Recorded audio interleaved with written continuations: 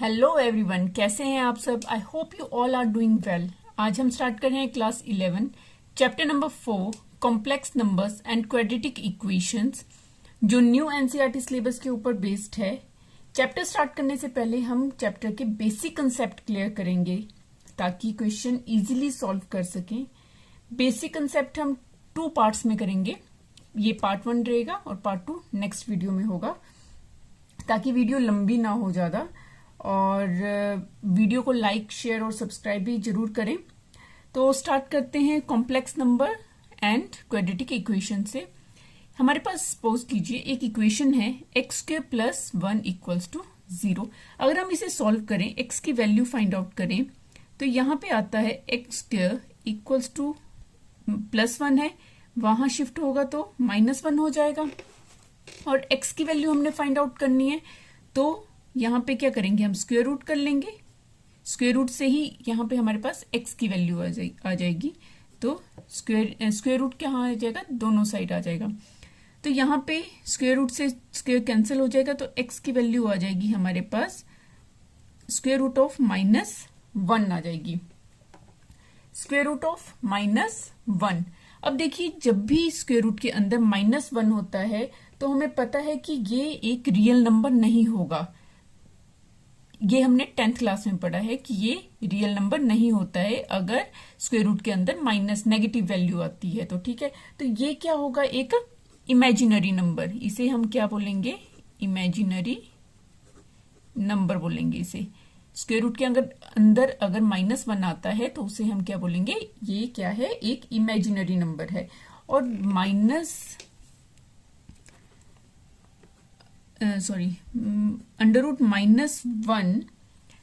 इसे हम denoted by I, that is called iota. क्या बोलते हैं उसे, अयोटा बोलते हैं। ये याद रखना है क्योंकि यही आपको चैप्टर में यूज होगा। अयोटा बोलेंगे इसे। ठीक है, I को क्या बोलेंगे, अयोटा।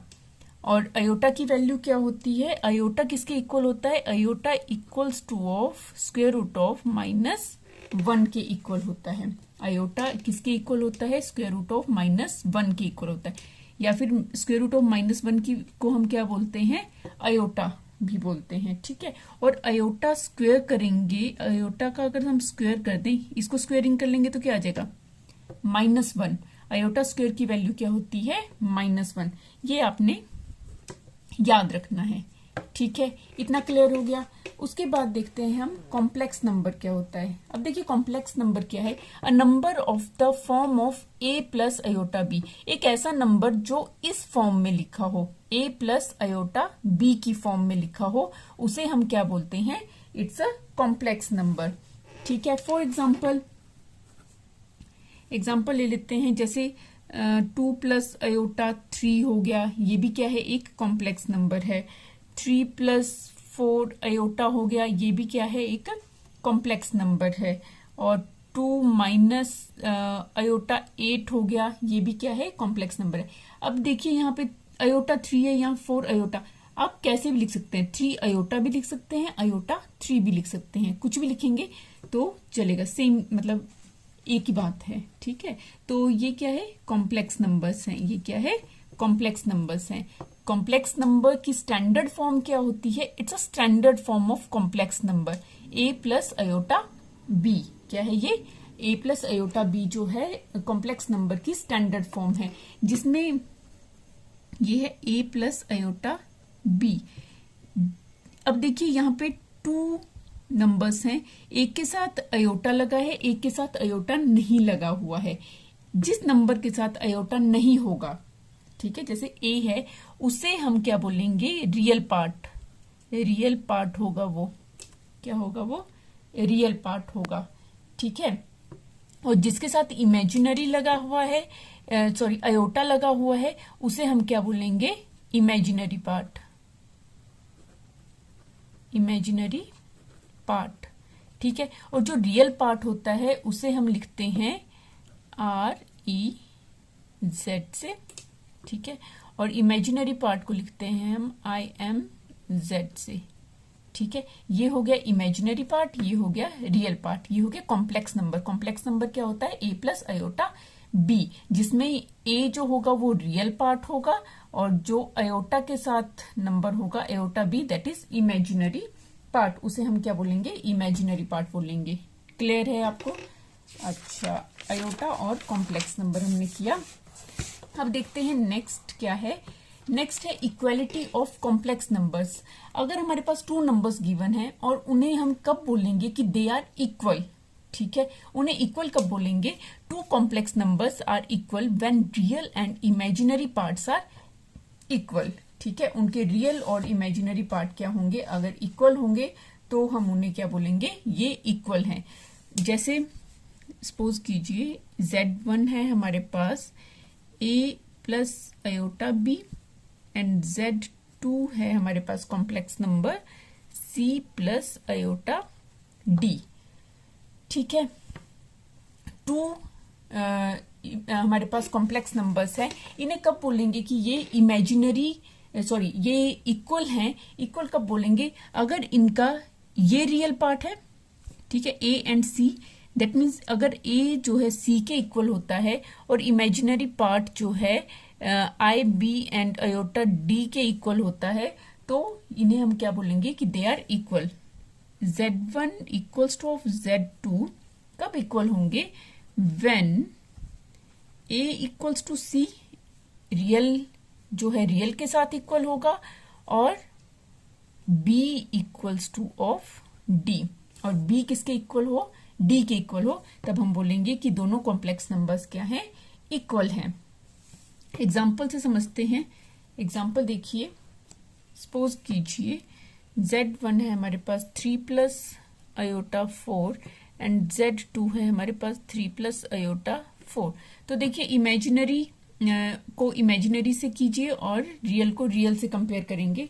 रियल क्या है यहाँ पे? 3 and 3 is equals to of 3 and जो इसका इमेजिनरी पार्ट है वो भी 4 इक्वल है। तो हम बोल सकते हैं कि Z1 equals to of Z2 है यहाँ पे, ठीक है। अगर हमारे पास इसी तरह का एक और एग्जांपल लेते हैं कि Z1 इक्वल्स टू है हमारे पास 2 प्लस अयोटा 8 एंड Z2 है हमारे पास 2 प्लस अयोटा 9, ठीक है। तो देखिए रियल को रियल से करेंगे कंपेयर, तो 2 के इक्वल तो है, 8 9 के इक्वल नहीं है। यहाँ पे इमेजिनरी पार्ट इक्वल नहीं है, तो ये Z1 is not equals to of Z2 होगा। ये दोनों कॉम्प्लेक्स नंबर्स इक्वल नहीं होंगे। क्लियर हो गया? इक्वलिटी क्लियर होगी कि Z1 Z2 के इक्वल कब होगा? जब उनके रियल और इमेजिनरी पार्ट्स जो हैं इक्वल होंगे। नेक्स्ट देखते हैं addition of complex numbers. Complex numbers हमें गिवन है और उन्हें हम ऐड कैसे करेंगे, ठीक है, किस तरह से एडिशन होती है देखते हैं।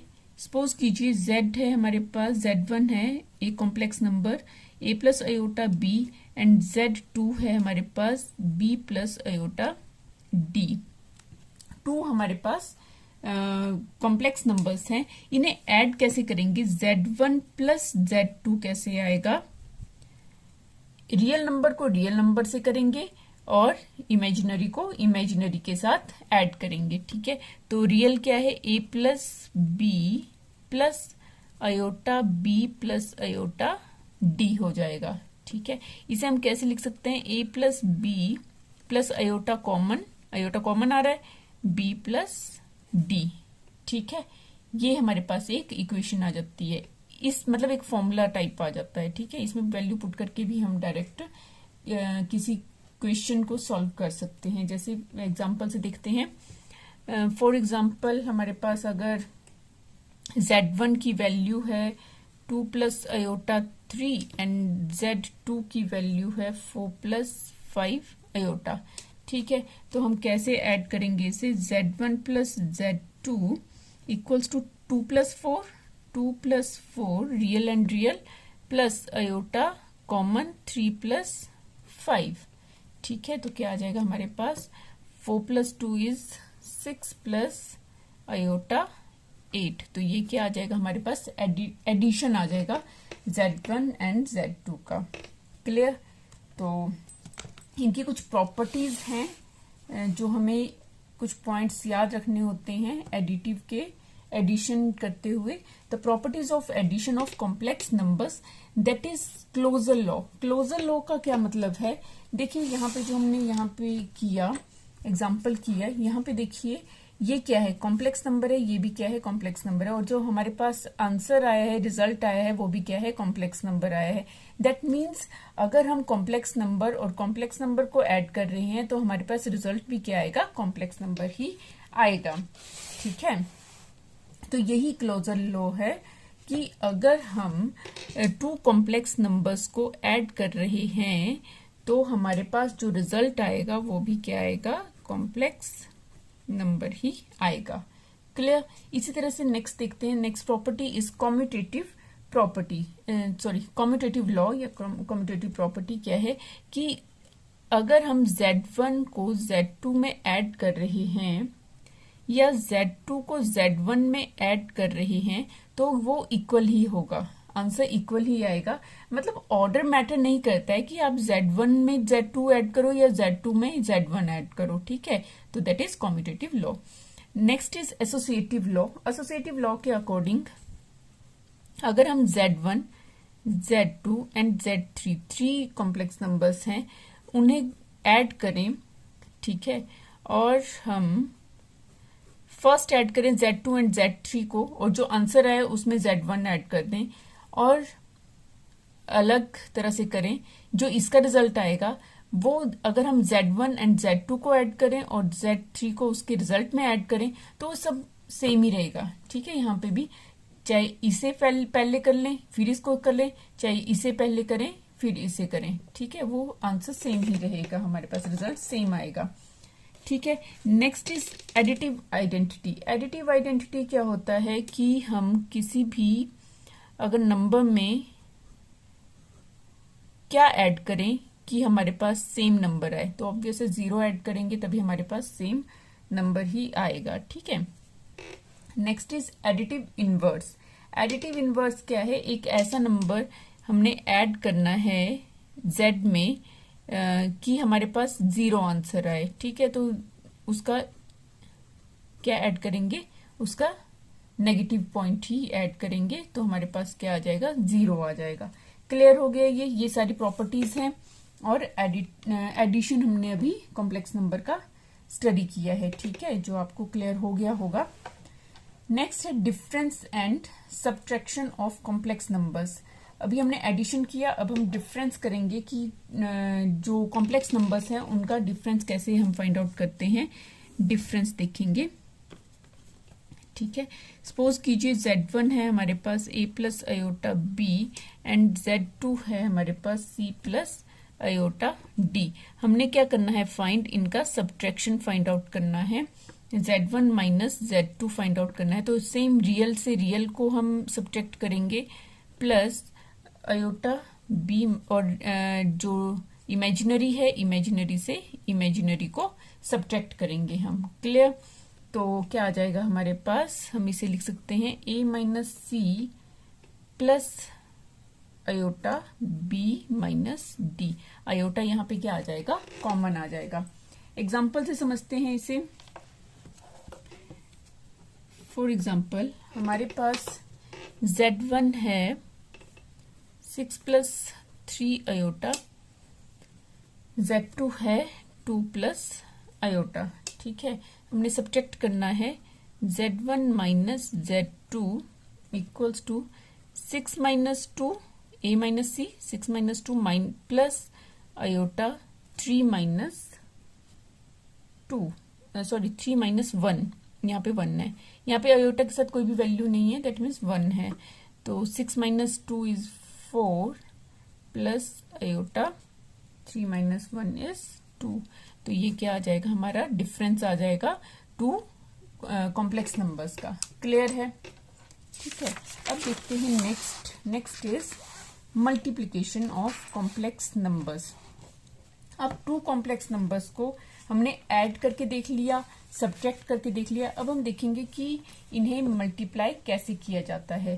सपोज कर लीजिए हमारे पास 2 कॉम्प्लेक्स नंबर्स हैं a plus iota b and z2 है हमारे पास c प्लस आयोटा d। ठीक है, अब इन्हें हम मल्टीप्लाई कैसे करेंगे?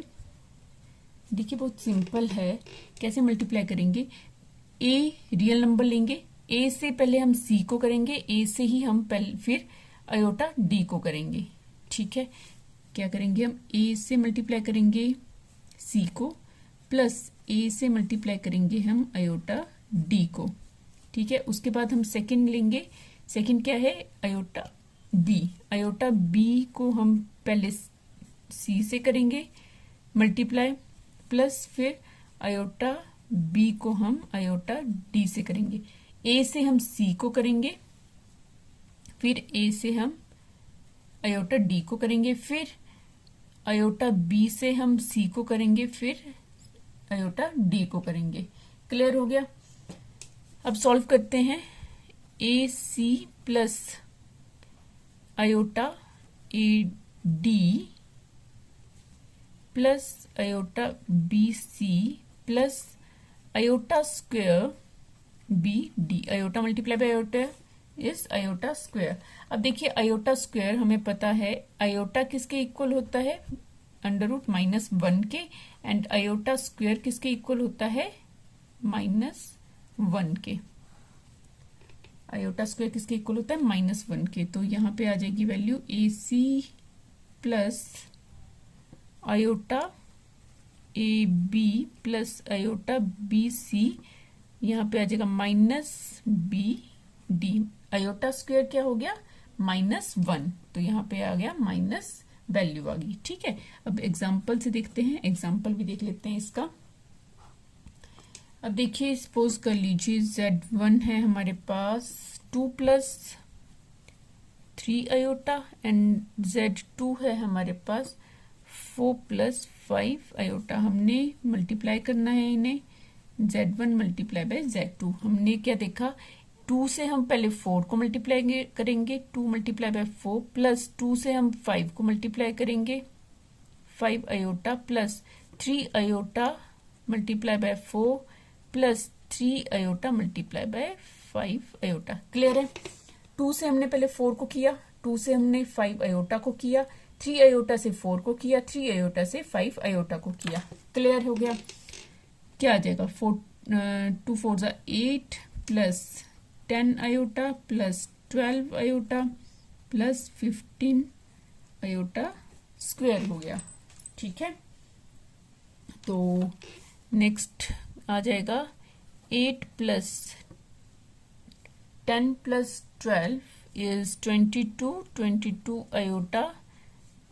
यहाँ पे क्या आ जाएगा? आयोटा स्क्वायर इज -1, तो -15, तो 15 और ये -15 है और ये +8 है, तो प्लस माइनस माइनस, तो ये आ जाएगा -7, ग्रेटर वैल्यू की आएगी साइन जो होगा, प्लस 22 आयोटा। क्लियर है ये? तो ये आ गया इसका आंसर। तो मल्टीप्लिकेशन हमने देख लिया है कि किस तरह से करना है हमने। अब कुछ पॉइंट्स हैं या प्रॉपर्टीज हैं जो हमें याद रखनी है, उनका ध्यान रखना है। अब देखिए फर्स्ट है क्लोजर लॉ। क्लोजर लॉ के अकॉर्डिंग क्या है कि अगर हम मल्टीप्लाई करते हैं 2 कॉम्प्लेक्स नंबर्स को तो रिजल्ट भी हमारे पास क्या आ जाएगा? कॉम्प्लेक्स नंबर ही आएगा। ठीक है, नेक्स्ट है कॉम्यूटेटिव लॉ। कॉम्यूटेटिव लॉ के अकॉर्डिंग क्या है? Z1 मल्टीप्लाई बाय Z2 करते हैं तो वो किसके इक्वल होगा? Z2 मल्टीप्लाई बाय Z1 के। डेट मीन्स कि ऑर्डर जो है वो मैटर नहीं करेगा, चाहे आप Z1 से Z2 को मल्टीप्लाई करें या Z2 से Z1 को मल्टीप्लाई करें। ठीक है, then next is associative law. Associative law के अकॉर्डिंग क्या है? Z1 multiply by Z2 multiply by Z3 equals to Z1 multiply by Z2 multiply by Z3। That means अगर हम 2 और 3 जो सेकंड और थर्ड कॉम्प्लेक्स नंबर है उनको मल्टीप्लाई करें पहले और उसके बाद हम फर्स्ट कॉम्प्लेक्स नंबर के साथ उसको मल्टीप्लाई करें, तो जो भी रिजल्ट आएगा वो इस सीक्वेंस में भी करेंगे। अगर हम फर्स्ट 2 को पहले मल्टीप्लाई कर दिया फिर थर्ड के साथ मल्टीप्लाई किया तो वो सेम रिजल्ट ही आएगा। ठीक है, उसे बोलते हैं हम एसोसिएटिव लॉ। फिर है मल्टीप्लिकेटिव आइडेंटिटी। मल्टीप्लिकेटिव आइडेंटिटी क्या है कि हम किसी भी कॉम्प्लेक्स नंबर को किससे मल्टीप्लाई करें कि हमारे पास जो आंसर है सेम नंबर आए। तो सेम कब आएगा, जब उसको हम 1 से मल्टीप्लाई करेंगे। किससे मल्टीप्लाई करेंगे उसको, अगर हम 1 से मल्टीप्लाई करेंगे। Then next is multiplicative inverse. Multiplicative inverse का मतलब है कि एक ऐसी वैल्यू जिससे हम इसको मल्टीप्लाई करें तो हमारे पास जो रिजल्ट आए वो 1 आए। तो z को हम किससे मल्टीप्लाई करेंगे, 1/z से, इसके रेसिप्रोकल से मल्टीप्लाई करेंगे तो z से z कैंसिल हो जाएगा तो 1 ही आ जाएगा। ठीक है, तो मल्टीप्लिकेशन में इसका इनवर्स क्या हुआ, इसका रेसिप्रोकल होगा। ठीक है, then next is associative law. Associative law क्या होता है, एसोसिएटिव लॉ होता है distributive law. Next last is distributive law. Distributive law क्या होता है कि अगर हम z1 को मल्टीप्लाई करें z2 प्लस z3 के साथ, ठीक है, तो हमारे पास क्या आ जाएगा, z1 z2, z1 से z2 को मल्टीप्लाई करेंगे प्लस z1 से z3 को मल्टीप्लाई करेंगे तो हमारे पास ये रिजल्ट आता है। Clear, it's a distributive law. तो ये हो गए हमारे multiplication of complex number. Complex number के मल्टीप्लिकेशन हमने अच्छे से समझ लिए हैं। ठीक है, उनकी प्रॉपर्टीज भी अच्छे से समझ ली है कि किस तरह से इनकी प्रॉपर्टीज है और क्या पॉइंट्स हैं इसके जो हमने ध्यान में रखने हैं। ठीक है, अब देखते हैं डिवीजन ऑफ कॉम्प्लेक्स नंबर की, कॉम्प्लेक्स नंबर को किस तरह से डिवाइड किया जाता है। ठीक है, तो इसको डिवीजन को हम समझेंगे, एग्जाम्पल से समझते हैं। एग्जाम्पल से समझते हैं इसको।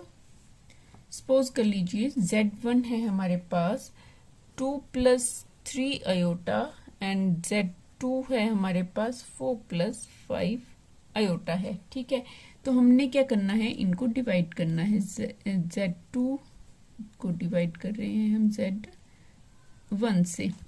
ठीक है, ये डिवीजन कर रहे हैं हम z2 और z1 का। तो z2/z1 है तो पहले हम इसी फॉर्म में लिख लेते हैं 4 + 5 आयोटा अपॉन 2 + 3 आयोटा। अब हमने लिख तो लिया है, अब इसे सॉल्व कैसे करेंगे, देखिए इसको हम रैशनलाइज करेंगे। ठीक है, रैशनलाइज कैसे करते हैं, डिनोमिनेटर में जो भी वैल्यू है हमारे पास 2 + 3 आयोटा, इसी से मल्टीप्लाई करेंगे, इसी से डिवाइड करेंगे। बट ध्यान क्या रखना है, साइन जो होगा, साइन क्या है यहाँ पे प्लस, तो इसका ऑपोजिट साइन आएगा। ठीक है, क्या करेंगे, 2 - 3 आयोटा से मल्टीप्लाई, 2 - 3 आयोटा से डिवाइड करेंगे। ठीक है, न्यूमरेटर को भी मल्टीप्लाई करेंगे, डिनोमिनेटर को भी मल्टीप्लाई करेंगे, ऐसा बोल सकते हैं आप। ठीक है, तो ये क्या है, रैशनलाइज बोलते हैं, डिनोमिनेटर का रैशनलाइज करना। ठीक है, तो इसे सॉल्व करेंगे। यहाँ पे न्यूमरेटर में क्या हो रहा है, मल्टीप्लाई हो रहा है। हमें पता है कि मल्टीप्लाई कैसे करते हैं, 4 से पहले 2 को, 4 से फिर 3 आयोटा को, तो मल्टीप्लाई करेंगे 4 × 2 = 8 माइनस का साइन है, 4 × 3 = 12 आयोटा, फिर 5 × 2 = 10 आयोटा, माइनस 5 × 3 = 15 आयोटा स्क्वायर आ जाएगा। ठीक है, अपॉन यहां देखिए 2 + 3 आयोटा, 2 - 3 आयोटा, हमें फॉर्मूला पता है a + b, a - b = क्या होता है, a² - b² होता है। क्या होता है, a² - b²।